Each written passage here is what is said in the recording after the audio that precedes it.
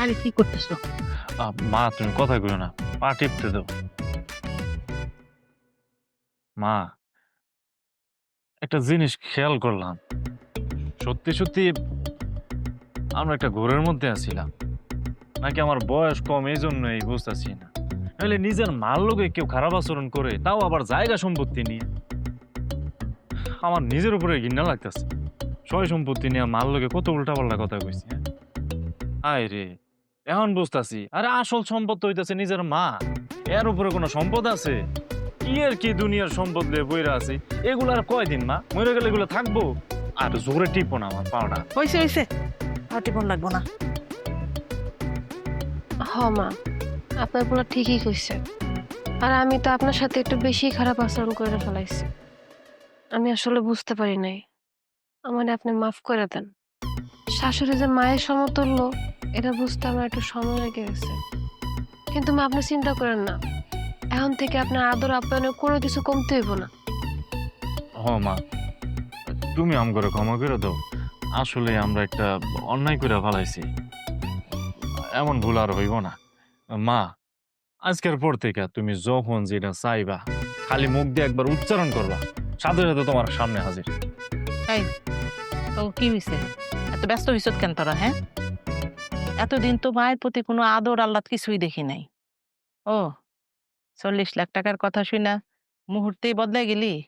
মা, এগুলো কই আমগুলো লজ্জা দিয়েন না। আমরা তো ভুল স্বীকার করতেছি। আর টাকা পয়সা তো বড় ব্যাপার না। আমাদের শ্বশুর যে আপনার কতটা ভালোবাসতো এটার প্রমাণই পাইছি। আমরা আসলে বুঝতে পারছি আমরা কতটা ভুল করতেছিলাম। নিজেকে যদি এখনো না শুধরাই তাহলে তো আর শুধরাইতে পারবো না। হ মা, তোমার এখন বয়স হয়েছে, এই যে তুমি যদি এখন কাজ কাম করো, তুমি অসুস্থ হয়ে যাইবা না? শোনো মা, আজকে তোমার শেষ, কালকে থেকে তুমি কোনো ধরনের কোনো কাজ করবা না। তোমার চাকরি বাকরি সব শেষ। তোমার এই পোলা আছে, তোমার যা লাগবো যখন লাগবো সব আমি দেখবো। আর শোনো মা, আর একটা কথা, এই যে মনে করো যে এই যে আব্বার পেনশনের টাকাটা আল্লাহ দিলে, এটা যেই টাকা তুমি সারা জীবন বইসা খাইলে ওই টাকা শেষ করতে পারবা না। আমার মনে হয় কি, এই পুরোটা টাকা ঘরে উঠে আইনা রাখলে একটা রিস্ক আছে মা, বুঝছো? মানে চুরি হয়ে যেতে পারে। এতগুলা টাকা ঘরে না রেখে ব্যাংকে রেখে দিই, মনে করো যখন তোমার লাগবো তখন হালকা হালকা করে উঠে আনলাম। মা তুমি কি কর? মা, আপনার পোলা কিন্তু কথাগুলো খারাপ করে নাই। আর আপনার বড় পোলার বর যে খারাপ অবস্থা, ওরা যে কোন সময় আপনার কি খাওয়ায়া সবকিছু নিয়ে যাইবো আপনি কিছু বুঝতেই পারবেন না।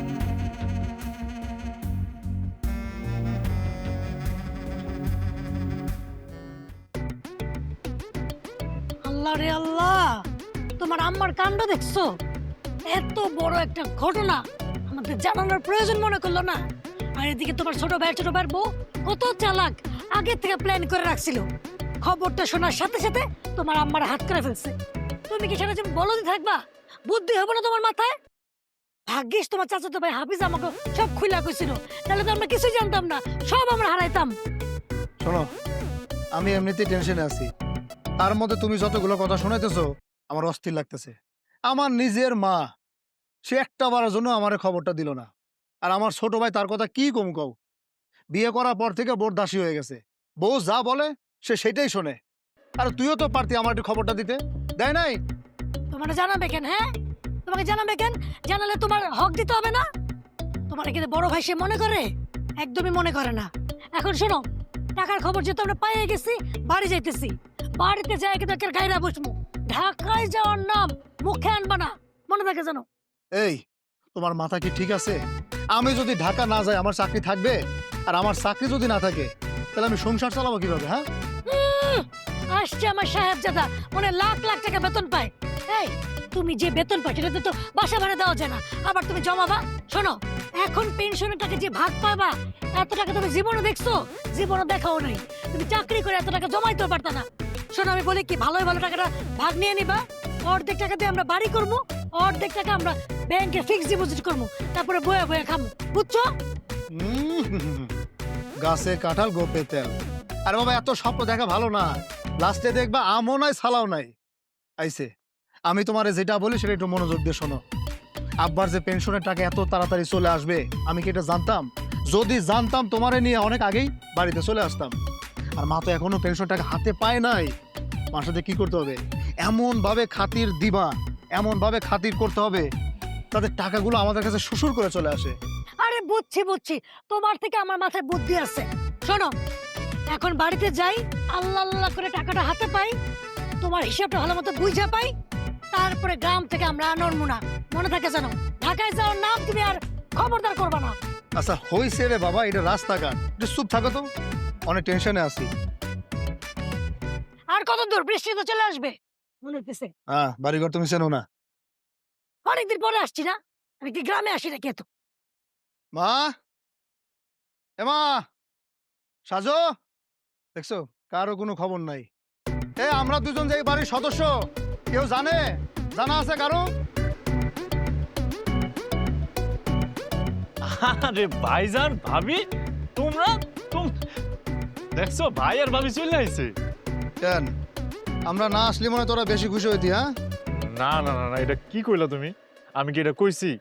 মানে তোমরা হুট করে চলে আইছো কিছু কাউরে না জানাইয়া, এই জন্য জিগাইলাম আর কি। তোরাও তো আমাদের কিছু জানাস নাই, মানুষের মুখ থেকে শুনে তারপর বাড়িতে আসতে হয়েছে। আমাদের জানাইলে কি হইতো, সম্পত্তি তোদের কম পড়তো? ভাইজান, আমরা অবশ্যই তোমার খবরটা জানাইতাম।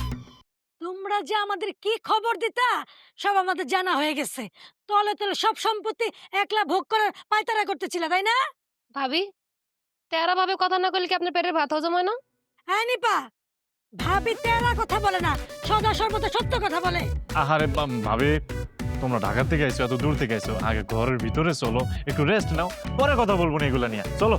ঘরে তো যাবই, আর কান খুলে শুনে রাখো, এবার আমরা একদিন দুদিনের জন্য বেড়াইতে আসি নাই, সারা জীবন এখানে থাকবো।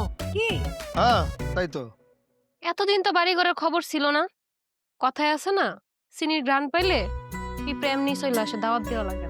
এই যে তুমি ছোট মানুষ, ছোট মানুষের মতো কথাবার্তা বলে আমরা খুশি হব। সাজু, তোর বউ কিন্তু বেশি কথা বলতেছে, আমাকে কি অপমান করতেছে? নিপা একদম চুপ, আর একটা কথা কইবে না। বড় ভাই হয়েছে তা তো আমাদের ভালোই হয়েছে। মা, মা কেমন আছেন? সালাম করলাম না, উঠো উঠো মা, উঠো, কেমন লাগতো না? ভালো আছেন আপনি? হ্যাঁ ভালো আছি। ও মা, কেমন আছো তুমি? কতদিন পরে তোমার যে দেখলাম। মাই কেমন আছে এটা জানতে হইলে তো এখানে থাকতে হইব, আইতে হইব। মা, তুমি তো ভালো করেই জানো যে ঢাকা শহরে কোম্পানি একটা চাকরি করি। আমি চাইলেই যখন তখন ছুটি নিতে পারি না, যখন তখন বাড়িতে আসতে পারি না। কোনো রকম ছুটিটা পাইছি, তোমার দেখার জন্য আমার মনটা একদম ছটফট করতেছিল। এই জন্যই বউ সব বাড়িতে চলে আসছি। ভালো করছি না মা? ওরে অভিনয়, ঢাকা থেকে মনে হয় একদম ট্রেনিং করে আইছে। দরদ একদম উতলায়া পড়তাছে। হয়েছে হয়েছে, অনেক দূর থেকে আইছে। চলো তোমরা আমার ঘরে চলো। আমা, আম্মা চলো, চলো। আমার না অনেক খিদা লাগছে আম্মা, জানেন আপনার পোলা তো কিপটা কিছু খাওয়ায় নাই।